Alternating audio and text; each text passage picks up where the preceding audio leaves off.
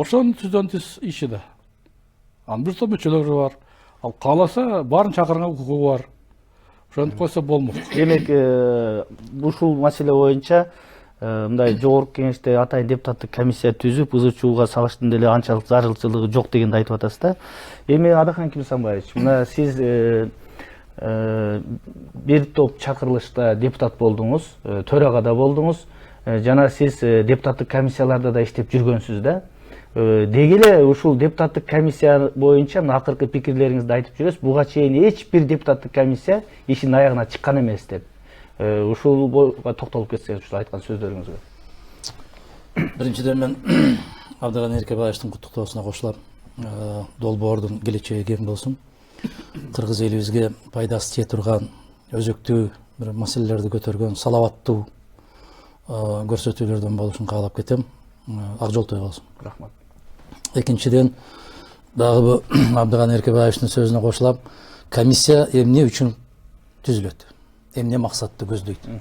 Абдан туура айтты. Эгер туура түшүнсө, тармактык комитеттер ошон үчүн куралат.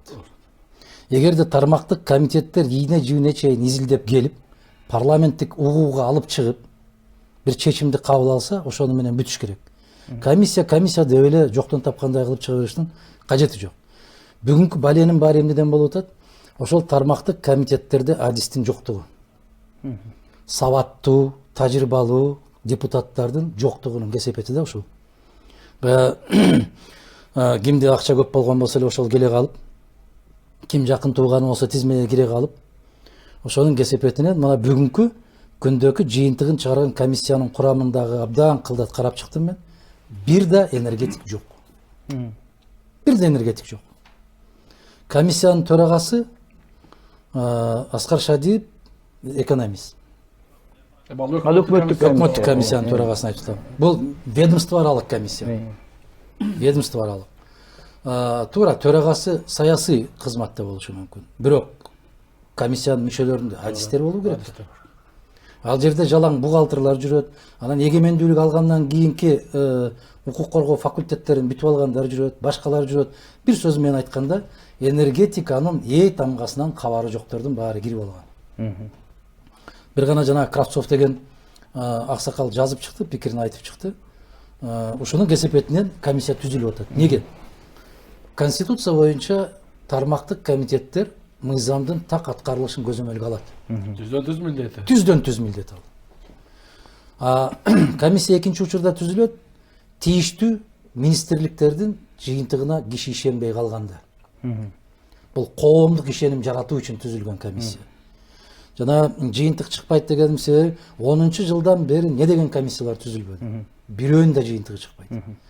Анан жана Абдыган Эркебаевич айткан алтын комиссия деген ат менен белгилүү болуп калды биздин тарыхта. Мына ошолор накта комиссиянын кызматын аткарышты. Терең казышкан да. Керемет аткарышты. Ошодон коркуп кетип, ошо комиссиянын жыйынтыгынан таратып жүрдү. Баракелде. Кумтөрдүн чыры биринчи Кыргыз Республикасынын эгемендүү өкмөт жетекчиси Насирдин Исаевичтин башын алуу менен. Жок. Ал эмес Турсунбек Чылдыш. Жок, башын алуу деген баягы ошол кумтөргө макул болбой койгон. Сиябека менен кол койбой койгондук үчүн. Андан кийин комиссиянын жыйынтыгы боюнча ошол кезде кандай күчтүү болуп турбасын, өкмөттүн жетекчисин кызматтан чегинүүгө алып барды. Бул күчтүү комиссия. Себеп ал комиссиянын курамында баштакы мамлекет жетекчилери, өкмөт жетекчилери, министрлик, ведомстволук, областтын жетекчилери, адистер иштечү. Ал кезде комиссиянын мүчөлөрүнө кишилер бүгүнкү конституцияга караганда көбүрөөк ишенчү. Бүгүн эми конституция бул жаш баланын оюнчугу болуп калбады. Алардын чыгарган жыйынтыгын көрдүңөр да. Күнөөлүү насос экен да. Мен кече айтпадым, ошол насосту чыгарып салып, аябай жакшынакай кылып эритип, анан аны жок кылып бериш керек да, ошону жазалаш керек. Бүгүнкү жыйынтык боюнча эмне кызматтан алган жигиттердин баарын көрүп атабыз, кимдер экенин. Туура, мен дагы бир нерсени айткым келет да. Деги эле мына Абдыган Эркебаевич дагы айтты, сиз да айттыңыз, ушул депутаттык комиссиянын эң баш аты ошо Кумтөр алтын кенине байланышкан. Тилекке каршы ал маселени даана так иликтеп чыгарында азыр дагы бир ошондой чоң комиссия болгон, ошол жогорку кеңеште кошумча болуп алда жана менчиктештирүүнүн жыйынтыктарын иликтеген кызыл папкада Кубанычбек иденов башында бар. Тиги контрол көзөмөл палатасы бас. Ушул эки алтын менен менчик билесиңер. Манчыктардан бул мен айтайын дегеним, деги эле ошол алтын комиссиясынан башталган комиссия мына канча 7-чи жолку чакырылышпы, азыр 6-чы чакырылышта болуп атат. Бардык чакырылышта ушул алтын комиссиясына түзүлдү да. Бирок жыйынтык жок. чыга элек. Жыйынтык чыга элек. Анан дагы мен айтайын дегеним, депутаттык комиссиялар көбүнчө мындай чарбалык иштерди боюнча да түзүлүп атат да. Ушул жагы мындай кандай өкмөттүн бул түздөн түз милдети жана тармактык комитеттерди деп атпайбызбы. Ушунун кереги бар беле өзү? Улан мырза, ушул жерден эгер Абдыган Эркишович уруксат берсеңиз, Баленин бар ушул жерде катылганда абдан туура суроо. Жана башында айтып кеттиңиз, комиссияларды иштеп көргөнсүз деп. Тилекке каршы иштейм деген кишилерди комиссияга киргизбейт. Ал жерде мүйүздүү, сабаттуу, күчтүү кишилерди киргизбейт. Абдыган Эркебаевич эки чакырылыштын төрагасы болуп жүрөт. Долбоор даярдалып берилет кээде. Түкүнчү кирсин, баланчы кирсин, алар жолобосун деп туруп. Алар ишти бузат дейт. Ошон үчүн жанакы жетелемелердин курамынан түзүлөт. Мен бир да бир комиссияга мүчө болуп иштеген жокмун. 4 чакырылыштын депутаты болуп, бир да бир комиссияга мүчө болгон жокмун. Себеп мени киргизишчү эмес. Мен ыңгайсызмын. Мен керексизмин ал комиссияда. Ишти бузуп коем да ынтымакты ыдырап кетет да ал жерде. Ошондуктан жанагындай тийиштүү гана кишилерди киргизип коет. Бул ушул жанагы өзүңүз абдан туура айттыңыз, элдин пикирин башка жакка буруу максатында. Мына эми айтып атпайбы, деп атпайбы, адистер чыгарып атпайбы деп. Бул мындай сөз менен айтканда бизде дүйнөгө белгилүү болгон Металип Мамытович деген нейрохирург бар го. Ошол Металип Мамытовичтин кадыр баркыны башка жакка салат да. Башка бир комиссияга мүчө болуп калат. Мисалы мына Абдыган Эркебаевич биринчи кыргыз адабиятын антологиясын жазган киши бул. 2 томдугун чыгарган киши. Биринчи жазма адабиятты изилдеп чыгарып кыргыз адабият антологиясын чыгарган киши катарында адабий чыгармалар болсо, башка көркөм чыгармалар болсо, бул кишини киргизбейт. Неге? Сынчы катарында бул киши ыңгайсыз да. Мына азыр айтмат боюнча элек комиссия иштеп атат, органдык өкмөттүк бирилген. Мен же болсо Осмон Акын Ибраев түздөн түз тиешебиз бар, шадат боюнча академик туруп. Жок, киргизбейт. Жана саясий комиссия, сиз айткандай саясий комиссия болуп калса чакырып жалдырап олтуруп киргизишет. Түшүнүктүү. Абдыган Эркебаевич, мына сиз жана сөзүңүздө айтып кеттиңиз да, менчиктештирүү боюнча аябай чоң экинчи бир мындай маанилүү мындай иштиктүү комиссия түзүлгөн депчи. Ошол менимче сиз төрага болсоңуз керек эле ошондо. Жок, мага чейин ошо жана айтылуу легендарлуу парламентте болгон айттым го. Бирок биз мына адакандагы биз кийин эл өкүлдөрү жыйналганда Абсабат Масалович башан туруп биз как раз менчиктештирүүнү анан ушу коррупцияны биринчи караганбыз. Анан чет өлкөдөн алынган кредиттер боюнча. Анда да абдан бир топ чыр болуп Аскар Акаевич менен, өзү өкмөт менен нары берге тиятташтык эле. Бирок сен жана сурооңа мен жооп берип кетейин, андан туура айттың. Тилекке каршы жогорку кеңеште мына мен Адахан экөөбүз чогуу иштедик. Кийин мыйзам чыгаруу жыйынынын төрасы болгондо биз депутат эң белгилүү депутаттардын бири. Качан болсо күйүп ышкан депутат да эл үчүн. Мен айтчумун жана ал сөзүмдө, урматтуу депутаттар, ар кимдин өзүнүн конституцияда белгиленген ыйгарым укуктары бар. Жогорку кеңештики мындай, өкмөттүкү бул, президенттики бул, анан сот билген. Бирок бизде жанагындай мен башында айткандай ар кайсы нерсеге килгише берет да, өзүбүздүн конституциялык ыйгарым укуктан чыгып, сенден айтпадың, чарба маселелер. Бул түздөн түз өкмөттүн иши, конституция боюнча. Анан аны көзөмөл тиешелүү комитеттердин иши. Же болсо мына сотторго көп асылат. Сот бийлиги өзүнчө көз карандысыз. Же болсо мына шайлоо убагында шайлоо комиссиясына кийлигишет. Конституциялык укугубуз жок. Бирок мен бир түзөтүү киргизип кетким келет. Албетте башында айткандай депутаттык парламенттик комиссия түзүлүшү бар. Бирок ал чыныгы улуттук чоң маселе болсо, мамлекеттик эң бир адаттан тыш болсо, өтө олуттуу болсо, ошону сыял комитет менен чектелбейт да. ошондой жагдайда албетте түзгөнгө туура болмок. Абдыган Эркебаевич, мындай да, мына сиз эки жолу төрага болдуңуз. Сиздин убагыңызда да бир канча комиссиялар түзүлгөн. Ошол комиссиялардын ишинин натыйжалуулугуна төрага көз салат да. Сизде мисал барбы, бир ошол аралыкта сиз төрага болуп турганда чоң маселе болобу, кичине болобу, кайсы бир маселе боюнча ошо депутаттык комиссия ишинин аягына натыйжалуу чыккан деген?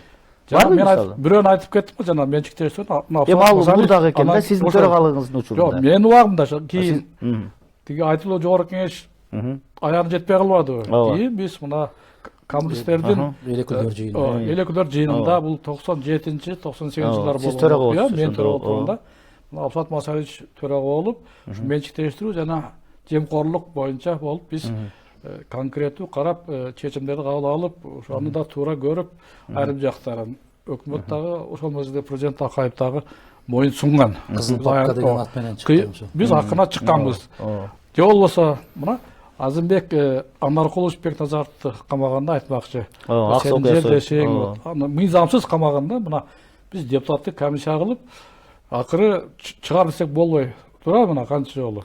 Анда да комиссия бузулган. Депутаттык кол тийбестик бар, ага карабастан камап. Биздин аракетибиз деген анан ак суу элинин өзүнүн мына биздин туугандардын туура аксылыктардын эрдиги менен, кантөбү менен акыры мына чыкты. Ага биз жогорку кеңеш убагында да катуу турганбыз. Ошондо Адахан Кипсанбаев, сиз айтып атпайсызбы, мен бир да депутаттык комиссияга кирген эмесмин. Ошондо ак суу окуясы боюнча комиссия түзүлгөндө, бирок ошол жерде негизги микрофондогу каармандардын бири сиз болгонсуз да, парламенттик трибунада. Комиссиядан тыш болгонсуз. Депутат катары себеп комиссияга киргизбейт, айтып атпаймынбы. Түшүнүктүү. Ыңгайсыз кишилерди киргизбейт ал жерге. Түшүнүктүү. Себеп ал жерден чыр чыкпаш керек. Анан мен Абдыган Эркебаевдин төрага болуп турган кезиндеги бир маселени айтып коеюн. Ошол ак суу окуясын иликтөө боюнча парламенттик комиссия түзүлүп, төрага тескөөгө алабы албайбы деген суроону коюп атпайсызбы? Түздөн түз тескөөгө алат. Ооба. Себеп тийиштүү министрликтер ошол парламенттик комиссиянын ар кандай суроо талаптарына токтоосуз жооп берүүгө милдеттүү. Алар кандай жол менен? Алар төрага аркылуу иштешет. Төрага аркылуу, төрага бүт бардык комитеттердин ортосундагы, министрликтердин ортосундагы. Төрага жогорку кеңеш жооптуу да. Бардык иши. Бүгүнкүлөр гана мен жооптуу эмесмин, мен билбейм, эч кандай маселеге чатагым жок деп четке чыгышып атпайбы? Жок, төрага баарына жооптуу. Ошол жагынан алганда, ошол үчүн төрага да болосо. Абдыган Эркебаевичка ыраазычылык билдирип коюш керек. Ошол мезгилдеги мындай бир бүгүнкү демократтарбыз деп отургандарга караганда бир эсе чоң демократтыгын өзү ошол мезгилде көрсөткөн. Себеп бардык нерсе мыйзамдын негизинде болуу керек деген гана принцип менен туруп алган. Туура. Анан аша чаап кетип бараткан тараптары болсо дагы мыйзамдын негизинде болуу керек. Таптакыр жагынып бараткандар болгон болсо деле уят эмеспи дегендей сөздөрү менен төраганын орду аябай эбегейси чоң. Анын тутунган позициясынан көп нерсе көз каранды болот. Ошондо ак суу окуясынын башка жакта бардык тең. Комиссиясынын жыйынтыгында биз менен өкмөт эрегишип олтуруп парламенттик комиссия өзүнчө иштеген. Өкмөттүк комиссия өзүнчө иштеген. Өкмөттүк комиссиянын башында мына Курманбек Эргешевич Осмонов деген болуп, биринчи вице-премьер ал кезде. Андан кийин Тадаев болду. Анда бизде парламенттик комиссия болгон. Мен ачык айтып коюшум керек, ошондо парламенттик комиссия өзүнүн ишин далилдеп көрсөтө алгандыгынын натыйжасында бир топ ошого тиешелүү деген кишилер кызматтан чегинүүгө милдеттүү болушкан. Видеофильм тартып келбедик бир койдук. Исмаил Исакович жана Малеваны, Мамбеталиевалар. Мына ошондой учурларда депутаттардын депутаттыгы көрүлөт. Тийиштүү комитеттерге төрага болобуз деп эмне үчүн жулунушат? Себеп ошол мыйзамдын так аткарылышын көзөмөлдөөнү колго алсак деген максатта жулунушат. Ошондо кызыкчылык издегендер дагы бар да. Бүгүнкү төрагалар эмнеге жулунушат? Соодалашат. Фракцияны кармаш үчүн деп жулунушат да. Себеп бул ал жерде адистер эмес. Мына агрардык маселе боюнча комитетти карап көрүңүзчү. Бир агроном же болбосо бир жаныбарлардын дарыгери же бир ветврач деген барбы? Жок. Адистердин жоктугунун кесепетинен ушундай чаржайып болду. Мен айтайын дегеним мындай да, ал кезде деген депутаттык корпустун күчтүүлүгү, комиссиялардын күчтүүлүгү көбүнесе бир мандаттуу округдардан Электен өтүп келген өзүнүн пикири, көз карашы бар адамдар келчү да. Азыр жоопкерчилигин сезчү, эсеп шайлоочулардын берчү алдында, бирок азыр болсо мына комиссиялар түзүлүп атканда эле партиялык кызыкчылыктагы, мисалы үчүн бул фракциядан 2 депутат бергиле, бул фракциядан 2 депутат бергиле деп уже алдын ала чектеп коюп атышат да. Анан комиссияга киргенде адисби, адис эмеспи, лишби ошол немеден фракциянын өкүлү болуш керек деген. Анан эми мындай конкреттүү сөзгө өтсөк да, мындан ары парламенттик комиссиялардын ишмердүүлүгү кандай болуш керек? Мисалы үчүн чарбалык иштерден сырт болуш керекпи, же болбосо баягы комитеттер айтпадыкпы, ошолор түздөн түз тиешелүү комитеттер иштеш керек деп. Сиздин көз карашыңызда ушундай спектакльдер боло береби же буга бир чек койсо болобу? Парламенттин классикалык маанисинде парламент бул мыйзам чыгаруу бийлиги. Парламенттин 2 гана милдети бар. Мыйзам чыгаруу, мыйзамдын аткарылышын, так аткарылышын көзөмөлдөө. Болду. Башка эч кандай ыйгарым укугу жок. Ал бензинди канча ким алып келет, кайсы фирма алып келет, анан кайсы фирма үй курат, кайсы фирма стадион курат, ага таптакыр тиешеси жок парламент. Чарбалык ишке аралаш болуп алып, себеп чарбалык ишке аралашканын себеби ал жерде 95% бүт баягы иш менен алек болгондор келип алды. Сөзүңүздү оозуңузда Адахан Күнсөз кечиресиз. Биз азыр түз эфирдебиз. Биздин телекөрүүчүлөр дагы биздин талкуубузга кошулуп өзүнүн суроолорун берсе болот. Азыр телекөрүүчүнүн суроосу бар экен, сурооңузду берсеңиз. Алло, биз сизди угуп атабыз. Өзүңүздү тааныштырып, сурооңузду бере бериңиз. Алло, саламатсыздар. Саламатчылык. Мен Тоғыстороодон болом. Жакшы. Атым Уланбек Шерпов. Жакшы, сурооңузду бериңиз. Адахан мырзага суроо берейин дедим эле. Адахан мырза мурунку түз эфирден сүйлөгөндө биздин Тоғыстороо тууралуу бир маселе көтөрүп кеткенсиз, эсиңиздеби? Ооба. Жанакы Кытайлар куруп аткан комбинат боюнчачы. Мен айттым аны маалымат жөнүндө. Ошол комбинатты биз азыр жогорку элдин баары каршы болуп атат. Ооба. Жергиликтүү кеңештин депутаттары бүт каршы деп, мыйзамсыз деп, курдурбайсыз деп каршы болуп атабыз. Бирок ошого карабастан ошол жерде иш жүрүп атат. Анан суроо берсеңиз конкреттүү түрдө. Эң биринчи элдин өмүрү, ден соолугу керек да.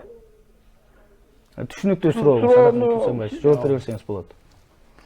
Туура, баягы сөздүн башы ушунан чыгып атат да, депутаттар жергиликтүү жердеки эл менен байланышын үзүп койгонун кесепети да. Эгерде биз кайсы бир маселе көтөрүлгөн болсо, ошол шайланган аймактын депутаты эле мына Абдыган Эркебаевич төрага катарында мага ушундай кат келип түштү. Мен төраганын атына келиптир, ушуну иликтеп жообун берип койсоңуздар деп тийиштүү комитетке жиберчү. Тийиштүү комитет карап, ошол жерден шайланган депутат ким? Ошол кишиге жиберчү. Ошол киши атайын бир айдын акыркы жумасы аймакта иштөө. Бир жума. Ошол жерге барып, эл менен жолугушуп, маселенин эч бир чып-чыргасын коротпостон, мыйзамда, конституцияда кандай болсо ошол боюнча чечип, кайра келип төрагага биз жазчубуз. Сиздин берген тапшырмаңыздын натыйжасында ушундай болду. Арыз ээси тийиштүү канааттандырарлык жоопту алды деп. Телекөрүүчүнүн сурооуна Ошол жоопко жооп берип атам. Эгерде ошол Тоғыстороодон кайра кайрылып аткан себеби ошол айта турган кишиси жоктуктан ушундай болуп чыгышып атат. Мени келип берсеңиз деп чакырды, тилекке каршы чукул жерден кабар алып калдым. Мен Нарын аркылуу барсам да жете албайм. Себеп кар Жалал Абад аркылуу да бара албайм. Жабык тазыр. Жабык жол. Кудай насип кылса, буюрса, жол ачылып, жакшылык болгон учурда, бирок сиздердин коюп аткан талабыңыздардын баарын тийиштүү кишилер жообун бериш керек, бирок ага адистер жок тилекке каршы. Рахмат. Дагы бир телекөрүүчүнүн суроосун уксак, анан айта бериңиз сурообу. Алло. Угуп атабыз. Ассаламу алейкум. Алейкум ассалам. Рахмат, берекеси болсун. Анау чоң саясатчылар отурат. Адахан мырза менен Абдыган Эркебаевди парламент тарыхы болгондон бери билебиз да. Өкөтөн курс кишилер эле. Анан сурообуз. Кыргызда бир жакшы макал бар. Кемпири жок чал жетим, башчысы жок эл жетим депчи. 26 жылдан бери шуну көрүп атабыз. Кумтөрдүн маселеси козголот, жана дүйнөлүк практикаларда Африканын өлкөлөрүн ошол чоң державалардагы миллиардерлер казып мусорго толтуруп кетишет да. Бизде да ошондой эне. Кумтөрдү кандай кылабыз баары болбойт. бул жанагы барон Рошвельдтин гана чөнтөнүшүп аткан акча дагы көп комиссиялар түзүлөт, бирок жыйынтыгы жок да. Конкреттүү сурооңузду айтсаңыз. Алардын сөзүн эч ким укпайт. Кум төрдөн айтса кесилет, жоголот, өзүңүздөр айткандай. Ушундай болот. Эми ушул Адахан мырзанын мен макул эмесмин деген бир жакшы эмеси болуп атат, саамалыгы. Кыймалы. Элдер ушул кишинин аркасынан чогулуп бир жыйынтык чыгарса деген ойдобуз да, таза бүттү эл. Эл башка, мамлекет башка, саясатчылар башка ажырым болуп бөлүнүп калган. Рахмат. Рахмат чоң. Рахмат. Мен макул эмесмин деген кыймылдын 7 талабынын бири ушул. Биздин ошол Кумтөр, биздин Чаткал, биздин баягы Тогусторо, ошол эле кече биз барып келген Кадамжай, Жер үй, Талдыбулак бүт бардык маселеде. Буюрса Россиядагы биздин жарандардын бир 50 миңден ашуун кишилер кол коюп калды. Кыргызстанда бир 30 миңге жакындап калды. Буюрса биз 300 миң кол топтогондон кийин бүтүндөй Кыргыз Республикасынын аймагындагы кен байлыктарды иштетүүгө тыюу салуу жөнүндө маселе коебуз. Бул конституциялык маселе болуш керек. Анан элдик референдумга алып чыгабыз. Элдик референдум менен кабыл алынгандан кийин андан жогорку инстанция жок. Бүт баары бизден акылдуу, бизден эстүү, биздин балдар, небере чеберлер келгенге чейин баягы жардыруу, мөңгү жардыруу, жер каздыруу, тоо тештирүү, тоо жардыруу дегендердин баарын Кудай кааласа токтотобуз. Мындай да Адахан Кимсамович, сизге ушул сөзүңүзгө мен жеке оюм да, жана сиздин мен макул эмесмин деген кыймылыңызга мен көпчүлүк жагынан макулмун мен делечи, бирок бул токен боюнча айтканда бир аз макул эмесмин да. Себеп дегенде баягы бунун негизги себеби Кумтөрдүн ачуу сабагы болуп атат да. Бирок мындай жаңы шартта, жаңы эрежелер менен, жаңы технология менен элге зыяны тийбей тургандай, чындап мамлекетти алдабай тургандай шарттар болсо, эмнеге уруксат берип, ошол жергиликтүү элдин турмушун, жергиликтүү элдин казынасын чоңойтууга, байытууга эмнеге каршы болушубуз керек? Эгерде баардык мыйзам чегинде болсо. Мен мына Абдыган Эркебаевич менин устатым да. Бул кишиден көбүрөөк озунуп сүйлөгүм келбей, кичине бир баягы этика, маданиятты сактап турам да. Бул жагынан эгер уруксат берсеңиз, Абдыган Эркебаевич, бир 3 минут убакыт көбүрөөк алайын да. Бул устатымдан шакирт өтөт дейт. Айта бер да, рахмат. Бул мен айтып аткан маселе бүтүндөй Кыргыз алтын деген мамлекеттик ишкана бар. Биздеги Кыргыз кен байлыктарынын баары сырттан биз эмнени алышыбыз керек? Жаңы технологияны алышыбыз керек. IT технология деп коет. Анан теңшерик деген түшүнүк бар. Дыйканчылык кылсаң дагы теңшерик болосуң. Жер меники, бирок үрөөн жок, баягы күйүүчү майым жок, тракторум жок. Сенде бар экен, кел. Могул 1 гектар жерден канча түшүм алсак, 30% сеники, 70% меники деген түшүнүк болушу керек. Эми карап көрбөйсүзбү? Могул Кадамжайдагы Шамбисай дегенде 7 тонна 800 килограмм алтын бар деп Кытай айтып атат. Биздин иликтөөлөр боюнча 15 тонна деп атат. Бирок Союздун мезгилиндеги иликтөө боюнча, мен Союздун мезгилиндегиге ишенем, ал жерде 40 тоннага чейин алтын бар деп турат. Алар эмне кылып атат шылуундар? Биздин Кыргыз казынасына 160 миллион сом беребиз деп атат. А жергиликтүү ошол Майдан айылдык кеңешине 40 миллион сом беребиз деп атат. 5 жылдын ичинде 200 миллион сом менен эбегейсиз чоң акчаны алып кетип атат. Биздин Кыргыз өкмөтүнүн, Кыргыз мамлекетинин 1% да үлүшү жок. Мен бул боюнча окудум. Сиздин айтканыңызды кечиресиз. Мындай да ушул боюнча бир коомдук талкуу өткөрбөйсүздөрбү? Балким булардын өзүнүн бир жүйөсү бардыр, бир жактуу маалымат кетип аткандыр. Мен көрдүм да, жүйөсүн окудум да, көрүп атам. Биз жөндөн жөн мындай сүйлөбөйбүз да. Баягы уят болуп калбайын деп кыйналасың да.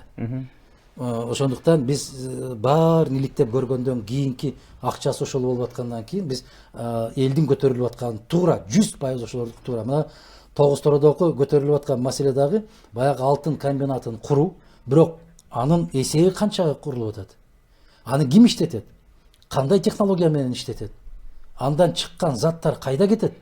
Деген маселеге жооп бере албагандыктын кесепетинен ошол Тогустора көтөрүлүп атат. Биз жанагы Кыргыз алтын деген мамлекеттик ишкана 100% кожоюн болуш керек, ал мамлекеттик болуш керек дагы. Ошолор тең ата сүйлөшүш керек. Кытайдын компаниясы, Австрияныкыбы, Герман, кимдики болсо ошонуку болсун. Бирок мен жеке пикиримди айтайын, Кытай компанияларын Кыргызстанга киргизүүнү токтотуу керек. Эми бул Нурлан мен кошумчулук коеюн. Арган эндесеге ар кандай көз караш бар.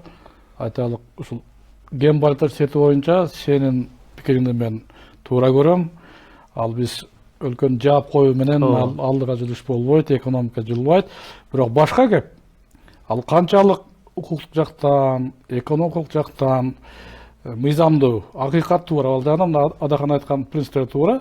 Жандай теңме тең, анан кожоюну биз болуп, алар жөн иштеген. Бирок ошондо дагы табиятка зыян келтирбей, ушул жагынан өзгөчө мени жанымды кейиткени, эмне үчүн жана комиссияларды аягына чыкпай атат. Мына убагында эмне үчүн айтылуу жогорку кеңеш таап берди. Ошого кызыктар өздөрү, менимче мына Аскар акабыз, мен кийин азыр көп окудум кийин дагы. Ошолго өздөрү тиешеси бар да. Ооба, Үлүшкө кирген. сөзсүз түрдө. Анан мен бир 3-4 жыл болуп калды, ушуну укканыма өзүм түбүнө жете албай жүрөм. Мына элге да ачык айтып коеюн. Ошо Адахан уккандыр сен дагы. Кумтөрдө бир 42-43 кыргыздын атка минери акченер экен. Ошол мезгилде эле белгилүү эле ал. Жок, азыр жаңыдан киргендер бар дейт. Мына кийинки эле өкмөт иштеп жүргөндөр акчасы бар дейт. Алар албетте эч убакта аны аяга чыккыргысы келбейт. Ошол сыңар эле мен билем, мына айтып кеткендей чаткалда мен кайын журтум. Барын артында атка минерлер кришават этип, ошол өкмөттө отурган, анан аппаратта отургандар, ошолар башкарган бар. Туура, бул жерде маселе мындай да. Акыйкаттык болбой. Туура, бул жерде маселе мындай болуп атат да. Эгерде мамлекеттин кызыкчылыгы баарынан жогору болсо, жергиликтүү элге пайдасы тийсе, экологияга зыяны тийбесе, адан биздин үлүшүбүз болсо, анда баягы таптакыр токтотуп коюу болбош керек да. Бул эгер таптакыр сиз айткандай токтотуп койсо, акыйкаттык принципти сакталыш керек. Экономиканы да ойлошубуз керек, элдин турмушун да ойлошубуз керек да. Адахан кызы кечээ таластан суроо бар экен. Угуп атабыз сизди. Режиссерлор барбы? Алло, саламатсыздарбы? Угуп атабыз. Аты жөнүңүздү айтсаңыз? Менин атым Жыргалбек, мен Кербен шаарынан чыгып атам. Могу Бишкек жылуулук энерго борбору боюнча Бишкектин мэри Албек Ибраимов мынтип айтты. Мен элден кечирим сурагыдай же элге маалымат бергидей мен диктор эмесмин күндө теледен чыгып деп. Мыйзам боюнча Бишкектин мэри Бишкек шаарында жайгашкан бардык мекеме ишканалардын менчигин түрүнө карабастан көзөмөлдөгөнгө, маалымат алганга, ал жерге кирип чыкканга акысы бар киши.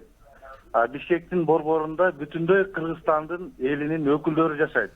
Бул бир эле бишкектиктерде эмес, мэрдин сөзү бүт кыргыз элин кыжырган. Сурооңуз түшүнүктүү. Мен жооп берип коеюн ошол. Өзүңүз сурооңузда эле бардыгын туура айттыңыз. Мен сизди толук колдоймун. Ар бир жетекчи өзүнүн тармагында, өзүнүн аймагында түздөн-түз жоопкер. Анан элге маалымат берип туруш, элге эсеп кысап бериш анын түздөн-түз милдети. Андан тышкары мына ошол биздин борборчулук боюнча да мен кошумчам. Буга түздөн-түз азыр өкмөттүн да жоопкерчилиги бар. Менин эсимде бар, эми канчалык жамандабайлы, кемшил жагын да айтып атабыз. Мен көп жолу күбө болдум. Акаев жыл сайын жайында алдын ала мына болсо президенттин иши эмес ал. Бул өкмөттүн иши, чарба, биз айтып аткандай. Ал Тагай өзү барып теске же болсо чакырып, мына мен канча жыйындарга катыштым. Мына Васильев депутат болуп жүрбөдүбү? Тагай кызып көзөмөлдөп турчу. Мына менин эсимде жок, кийинки 2-3 жыл, канча жылдан бери ошо тес кандай болуп атат, акыбалы эме деп президент иш эмес дедим, аны өкмөт түздөн-түз. Өкмөт жетекчилери барып, эртең кышка даярдык кандай деп көзөмөл жок, жана айрыкча кайра жаңылоо иши, реконструкция. Эч ким артта. Мен ушул жерден бир нерсени көзүм жетти да. Адахан Кимсанбаевич көп айтып келип атат да, bunday маселеде кечеги эле ушул тесттин маселесинен улам да, чыныгы өлкөдө бир кожоюн керек экен да. Сөз. Себеби дегенде мына көрүп атабыз да, өкмөт жооп бергиси келбейт, парламент жооп бергиси келбейт, президенттин укугу чектелүү экономикалык маселелерде, бирок мамлекет башчысы катары жаңы президент урматтуу Сооронбай Шарипович аракетин кылып өкмөттү мэрди жана башка ошол тиешелүү адамдарга айтып атат, бирок укугу чектелүү да. Туура жок. Эми ошондой жерде эгерде бир бийлик бир адамдын колунда болсо, чакырып алып, төсүнө бир коюп эле чечип кое турган маселелер да бул чарбалык маселелер. Бирөө ушул жерде мына көрүнүп атат да, ушул бир адам кожоюн болуш керек экен да. Нурлан. Эми ал Кудай кааласа дагы каралчу маселе, бирок бүгүнкү комиссияда ачык дана жазылган 76-статья ушунун баардыгы үчүн персоналдуу жооп өкмөттө. Бар жазылган пункттар. Бирок андай дегениңиз менен элдин баары эле бирок мамлекет башчысы президент болгондон кийин ал конституцияны көп окуй бербейт экен да. Нурлан мырза, Биз эми укукту карашсак, укуктук мамлекет болобуз. Бул жерден мындай деп айтышыбыз керек да. Биринчиден ошол Албек Ибраимовпу сабатсыздыгы, даярдыгы жоктугу, мамлекеттик ишмер боло албастыгынын ачыктан ачык күзгүсү бул. Мен элге жооп бербейм деп атпайбы. Бул деген түркөйлүк да, сабатсыздык бул. Жана Абдыган Эркебаевич айтып аткандай, ар бир жетекчи болгондо дагы Бишкек шаарынын мэри, ал бардык маселе боюнча кожоюн. Ал кызматка коюп эле туугандарды кызматка жайгаштыруу укугу эмес, жооп берүү деген милдети бар. Биринчиден, экинчиден, кыш келатканда кышка даярдык кандай деген. Ошо киши өзү айткан. Быйыл буюрса биз кыштан аябай жакшы чыгабыз.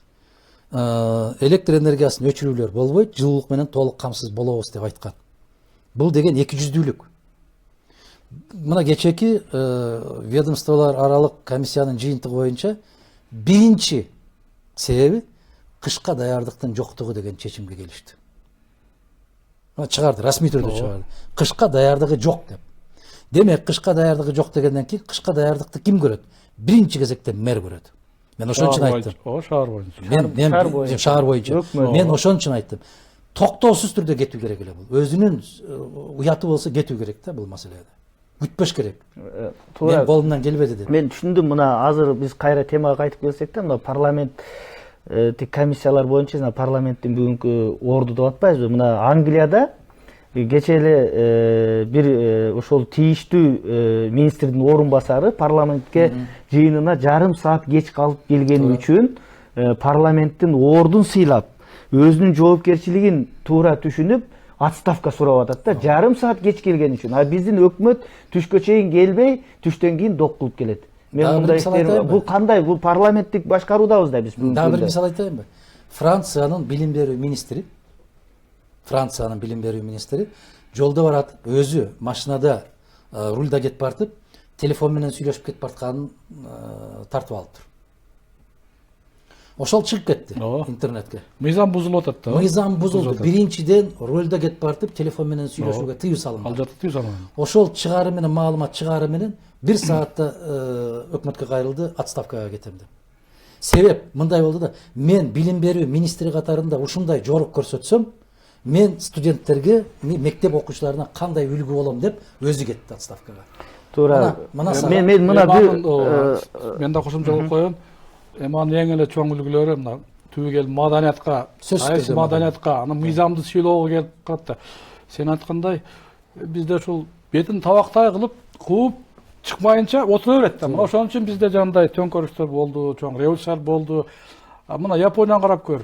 Бир министрге кичине шишек жаралса, ал өзүн самурайский кылыч менен мына харакири кылып өзүн өзү өлөт. Же Түштүк Кореяда мына бийик кабаттуу үйлөрдөн кулап алып, мен жаманаттуу болуп калдым, ушул эл алдында кантип карайм деп. Бизде сөзүңүздү улайбыз. Азыр дагы бир телекөрүүчү бар экен. Суроо бере берсеңиздер. Айтып бериңиз, угуп атабыз сизди. Режиссер. Алло. Угуп атабыз сизди. Саламатсыздарбы?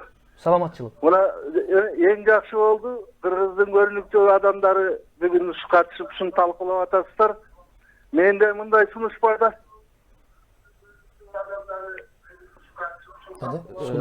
Сунушуңуз жакшы болуп атат. Сиз телевизордун үнүн акырын. Могу 386 миллион сом кеткен модернизацияга деп. Доллар. Кетти деп атасыздар. Ошонун чын бышыгын жете албайбыз. Кимиси күнөөлүү, кимиси канча алып кеткен. Рахмат. Сиздин аты жөнүңүздү айтып койсоңуз бир жолу дагы. Түшүнүктүү болду жанагы эле биз айткан сөздөр. Анан мен жанагы сиздин сөзүңүздү улап, Абдыган Эркебаевич, мына сиз айтып атпайсызбы, өзүн өзү жазалаганга чейин барат депчи, ушул жоопкерчилигинен намыстан улам деп. Бүгүнкү күндө мен ойлойм, мына 5 күн Кыргызстандын борборун тоңдуруп койгон үчүн туура мэр дагы, өкмөт дагы токтоосуз түрдө отставкага кетсе куп эле жарашмак да, кечирим суроо менен кутулбайчы. Анан деги эле мен айтайын деген, мына биз бир чети Сапар Исаков кечирим жок, мэрди айтам. Эми мындай да, мына парламенттик башкаруудабыз биз бүгүнкү күндө. Парламенттин ролу абдан чоң болуш керек эле да. Бирок парламент негедир акыркы убактарда ушундай майда барат чарбалык иштерге кирип алышып, ошол менен көмүлүп калып атат дагы, өздөрүнүн негизги ролун дагы унутуп, таасирин да түшүрүп алып атат да. Бирок бүгүнкү күндөгү парламенттин ордуна келсек да, бул мына кече бир абдан дагы бир өкүнүчтүү иш болду. Парламенттин бир депутаты, Жогорку Кеңештин депутаты Казакстанда бир айыптар менен кармалып отурат да. Бул дагы биздин парламентке чоң көлөкө түшүрдү да. Ушуга сиздин оюңуз кандай? Ушул маселелер кандай болуш керек? Биз азыр парламент будан кийин кандай өздөрү бир чара көрүш керек? Парламенттин мүчөсү жөн киши эмес да. Парламенттин мүчөсү бөтөн мамлекетке баратканда сөзсүз түрдө төраганын уруксаты менен барат. Биринчиден. Ошол барбы регламентте уруксат сурап? Регламентте сөзсүз түрдө. Төрагадан уруксат сурап кетет деген. Сөзсүз түрдө. Сен ал күн сайын жумушка келиш керек да. Биринчиден жумушка барат. Экинчиден ал мамлекеттик ишмер. Балким азыр фракция лидеринен эле сурап кете берет. Эми алардын кайгысы. Төрагадан уруксат сурайт. Биз чет өлкө эмес, өзүбүздүн шайланган аймакка кетерди дагы төрагадан уруксат сурачубуз. Бизде тартип ушундай болчу. Мен мисалы жазам, урматтуу Абдыган Эркебаевич, ушул күндөн ушул күнгө чейин Өзгөн районуна барып, элдин суроосу боюнча барып келүүгө уруксат бериңиз деп. Сөзсүз түрдө. Бул жазылган талап, мыйзам ушундай. Бул эреже ушундай. Ал жакка кетип баратканда төрага демек ушулар баратыптыр. Эмне маселе менен баратат? Анын парламенттик ишке тиешеси барбы же жокпу? Ооба, жеке иш менен барат. Жеке иш менен баратасыңбы? Карайт. Эгер парламенттик ишмердүүлүк менен бараткан болсо, биздин баш консулдук сөзсүз түрдө маалыматта болот. Ушул келатат деп. Ал чек арага барганда кандай машина менен барат? Расмий иш болот. Расмий иш болот. Ошондон барып анан тосот ал. Тоскондон баштап ал кыргыз юрисдикциясына өтөт. Булар азыр эми депутаттар кудай берип калбадыбы? Оюна келгенде эле чапанын жамынып алып эле бирөө Австралияга, бирөө Германияга, бирөө каалаган жагына кетип баратпайбы? Кой деген кожо жок. Кезинде ушундай тартип койсок кыйкырып чыгыштыбы? Мадумаров диктатор болуп алды деп. Ал менин талабым эмес, ал мамлекеттин талабы. Ал конституциянын талабы, ал эреже, ал депутаттын милдети. Ошондуктан бейбаштык менен кеткен болсо, анда карап чыгыш керек, эмне маселе менен барды. Ал эмес, кээ бир депутаттарды көрүп атасыңар го, кошуна мамлекетке барып алып, не деген Крим авторитет дегендердин үйлөрүндө кыйкырып, кудай билет кандай абалда экендигин. Ошого сыймыктан жалтыраган чапандарды кийип алып, башына кудай билет эмнелерди кийип алып, бирдик баатырдык болуп атпайбы? Буга дагы жооп бербей атат. Бир депутат аял СДПКдан бир аялды коркутту, кесиптешиңизди. Жигиттерге салып берем, мурдуңду түздөп коем, оозуңду жарып коем дегенде. Эч кандай бир чара колдонулган жок. Бүгүнкү күндө коркунучтуу уюмдун өзү Жогорку Кеңеш. Өтө коркунучтуу уюм болуп калды булар.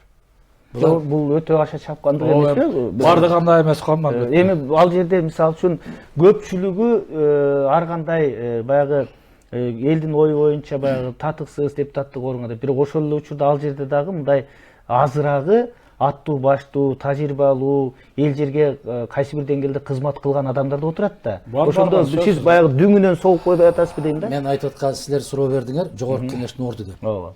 Эгерде аттуу баштуу деген, сабаттуу деген болсо, алардын үнү угулат. Анан үнү угулбастан эле жакшынакай болуп, жасанып, таранып келип, жуунуп келип эле отуруп алган болсо, баягы машинага отургандан уялганда. Мен да кошуп коеюн. Андай болбойт. Бул өтө олуттуу маселе. Адакандын күйүп ушкан албетте жөө бар. телекашамасы көпчүлүк ошондой болуп атат. Азыр эле эмес, кийинки бир 10-15 жыл ошондой болуп калды. Ачык айтыш керек. Этика комиссиясы деген бар да. Туура. Анан бирок да мен башын айткандай эми элибиз шайлагандан кийин мен да өтө жаман сөздөрдү айткым келбейт. Өкүнүчкө туура келет албетте. Ал үчүн эме кылыш керек. Мына мен таркай элге кайрылам. Шайлоо убагында ойлонуңуздар, мына бу адакам канча күйүп пишип кандай болуп кетет. Адамды баалаңыздар, анын акыл эсине караңыздар, билимине караңыздар, жөндөмүнө караңыздар баарынан мурда. Сиздерге эртең иш кылып берет. Бул шайлоо менен бир ай эл аралайт да, туурабы? Ошонун берген бир болбогон тыйынын, куюп берген арагын, сой берген коюм, ал бир күн өтөт да эми. Ашып кетсе бир ай. А булар 5 жыл мөөнөт. Ал мейли жогорку болобу, мейли президент болобу, өзүбүздөн да биринчи иретте адам өзүнө башташ керек. Ар бир шайлоочу. Ошондо татыктуу адамдарды шайласа, мындай болбойт эле. Азыр дагы бир маселе болуп атат да, мына дагы каканга муштаган демекчи, мына Аскар Шадиев боюнча дагы комитеттин төрагасы болуп турганда жана Айтматов атындагы эл аралык сыйлыкты $30,000 боюнча дагы чоң маселе жаралып атат да. Ушул жерде Аскар Шадиев эмне кылыш керек? Отставкага кетиш керек беле? Мындай бир мен ушулга фамилиям чыгып калды, атым чыгып калды деп, аралашып калды деп сиздин оюңузча кандай мына өкмөттүн биринчи орун басары премьер-министрдин депутат эки жакта тең. Бул кандай болуш керек бул учурда? Албетте кыйын маселе менен иштин чындык жагдайын билбегенден кийин албетте укукту сыйлаш керек, мыйзамды сыйлаш керек. Бирок албетте Аскар мен жакын көргөн, чогуу тешкенбиз мына мыйзам чыгаруу жыйынында. Менин ордума электен депутат болгон, мен аны колдогонмун. Жакшы жигит. Бирок мен үчүн да өкүнүчтүү албетте сен сурооң мени да ойлонтот. Аяттан көрө ушул балага да иличек болуп калды. Ушул мен экинчи ирет. Баягында билесиңер, Казакстандын көмүрүн шабыркыдагы алып иш козголуп, ошондо комиссия түзүлгөндө дагы анан ак болуп чыккан. Эми дагы албетте жок деген анын моралдык мындай саясий өз кол койгон рас деп атпайм, мен карабай туруп кол коюптум, мен да уктум, жана Азаттык аркылуу уктум. Ойлонуп көрүш керек ал. Моралдык анан саясий канча дагы жоопкерчилиги бар. Бизге режиссерлор айтып атат, 5 минут убактыбыз калыптыр. Мындай кыскача бүгүнкү талкуубузду жыйынтыктап койсок да, деги эле жогорку кеңеш бүгүнкү күндөгү парламенттик башкаруу өзүн актап атабы деп ушул боюнча бир мен ошол 5 мүнөттүн 2 мүнөтүн уруксат берсеңер, 3 мүнөтүн устатма берейин. 3 мүнөтүн саналар бага. Биздин кайгыбыз ушул. Канча дагы сөзмөр чечесиң. Биздин кайгыбыз ушул. Эч качан чындыкты айтпайбыз да, ушу буйдалатып, жаман көрүнүп калбайын, капа болуп алып калбасын, ал жерде да жакшы кишилер бар, башкалар бар деп ушундай сылап сыйпалап, ой Кудай сакта бул жагынан. Эми жакшы кишилер боло турган болсо, жакшы кишилердин үнү чыгат. Жакшы кишилердин пикири угулат. Ал же бул окуя боюнча. Эгерде жакшы кишилер болгон болсо, жакшы экендигин ошол жерден көрсөтөт да, айланайын. Анан бир оозуна талкан салып алгандай болуп эле галстукты байлап алып эле отурган болсо интеллигент эмес да. Акыр адам деген күйөт да, жарылат да. Бир уйдун мүйүзү сынса, 1000 уйдун мүйүзү зыркырайт дегендей, бир депутатка шек келсе, 119-у кошо зыркыраш керек да. Ошондо өзүнүн позициясын айтыш керек да. Бизде депутаттар башка бөтөн бирөөлөрдү коркутуп, үркүтүп эмес, депутатка туура эмес сөз айтып койсо, Абдыган Эркебаевич, этика комиссиясына тапшырыңыз деп турчубуз биз.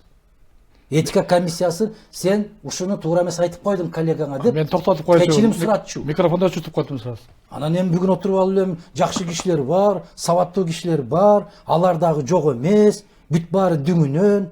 Жакшы кишилер болгон болсо, мен мусулманчылык боюнча жооп берейин, айтып берейин. Ошол жараткан Алла Тааланын алдына периштелер барып айтат экен да, буйрат дейт. Муну шаарды көтөрүп жанчып кой. Периштелер айтат дейт. Жараткан Алла ушул жерде 3 күндүр түндүр жалгыз өзүңө сыйынгандан башка эч нерсе жасабаган мыкты такыба инсандар бар. Десе азапты ошолордон башта дейт. Эмне үчүн ушундай жаман арам болуп турган шаарда билип туруп алар ошол жерде калып калган деп. А эмне үчүн силер айтып аткан эстүү, акылдуу, сабаттуу болгон болсо, дың деген үн чыгарбастан эмне кылып отурушат? Мен бантып кетейин. Ал үчүн бир чете тактап коеюн Нурлан. Эл арасында жана журналист чөйрөдө сөз бар. Бүгүнкү биздин республика бул парламенттик алып туура эмес. Бүгүн биздин республика парламенттик президенттик. Анткени президент эл шайлайт, ошон үчүн жана ыйгарымдуулуктар жакшы эле. Экинчиси, Адакандын акыркы сөздөрүн мен толук кошулам, антип кетейин. Айтып атпайбын мен баштан тартып эле. Кагылайын калгым, алянайын элим, кимди шайларды ойлонгула. Мына биздин убакта ыйгарымдуулуктарыбыз абдан кесилип, кыркылып, негизинен президент өтүп кетсе дагы, парламенттин көркүн чыгарган мына Турдаган Усманович, Абсабат Масалиев, мына Адахан Мадымаров, анан азыр арабызда жок. Ушу азыркы парламенттин көркүн чыгарган Өмүрбек Текебаев болчу да. Мына туптура 1 жыл болду анын түрмөдө турганына. Ким бар азыр? Өнөктө киши жок болуп атпайбы? Эми түшүнүктүү болду. Урматтуу коноктор, биздин чакыруубузду кабыл алып, студиябызга келип, өз оюңуздарды ачык, эркин айтып бергениңиздер үчүн сиздерге чоң рахмат айтабыз. Мен жеке жыйынтыктап айта турган болсом, баягы кыргызда жакшы сөз бар. Көч бара-бара түзөлөт дейт. Сөзсүз кой аксагы менен миң дейт. Эгер кайда баратканын билсе, эми буйруса баягы Түзөлөт. үмүтсүз шайтан дейт. Бардыгыбыздын үмүтүбүз, элдин үмүтү мына ушу жакшы жашообуз оңолсо экен, жакшы мамлекеттер, укуктук мамлекетте жашасак экен деген. Анан мына Борбордук Азияда деп атабыз, СНГде деп атабыз, биринчилерден болуп демократиялык нукта кетип аткан өлкөбүз деп атабыз. Буйруса, мен ойлойм, келечегибиз бар, сөзсүз парламенттин ролу тереңдеш керек. Келечекте шайлоодо Абдыган Эркебаевич айтмакчы, элдер эми тажап бүтүп, кандай парламентти алып келгени чыныгы профессионал, эл үчүн иштей турган депутаттар шайлай турган күн дагы алыс эместир деп ойлойм. Урматтуу телегөрүүчүлөр, бүгүн ушуну менен биздин талкуубуз соңуна чыгып атат. Буйруса эмки шейшемби күнү 19:00-дө кайрадан эфирден жолугушканча сак саламат болуңуздар. Рахмат.